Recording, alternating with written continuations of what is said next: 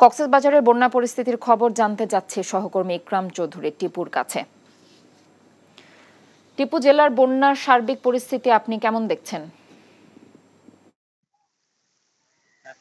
বন্যা পরিস্থিতির কিছুটা উন্নতি হলেও জেলার বেশ কিছু নিচু এলাকায় কিন্তু এখনো পানি রয়ে গেছে এবং আপনার চকরিয়া, কক্সবাজার সদর, রামু এবং পেকুয়াতেই যে সব নিচু এলাকা আছে, নিচু ইউনিয়ন আছে, ওই ইউনিয়নে এখন মারাত্মক জলাবদ্ধতা এবং প্লাবিত অবস্থায় আছে।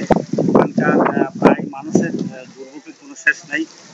বিশেষ করে নিচু এলাকা ও বন্যার পাহাড়ি জলের পানি গিয়ে ওখানে জমা হচ্ছে। স্লুইস গেট এবং বিভিন্ন বদ্ধ থাকায় পানি সরে যেতে পারতেছে না।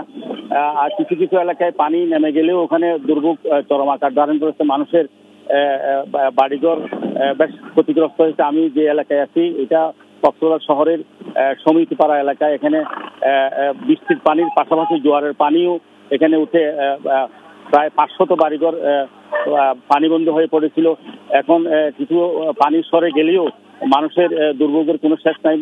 বাড়িঘর তারা অনেকে নিজেদের উদ্যোগে মেরামত করা হচ্ছে।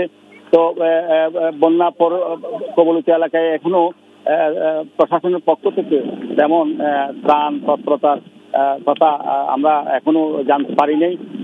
প্রশাসনের পক্ষ থেকে বলা হচ্ছে যে বন্যার পানি নেমে গেলে ক্ষয়ক্ষতি নিরূপণের পরিপ্রেক্ষিতে তারা তালিকা প্রণয়ন করে তাদেরকে পর্যাপ্ত সহযোগিতা করা হবে বলে আমাদেরকে জানিয়েছেন।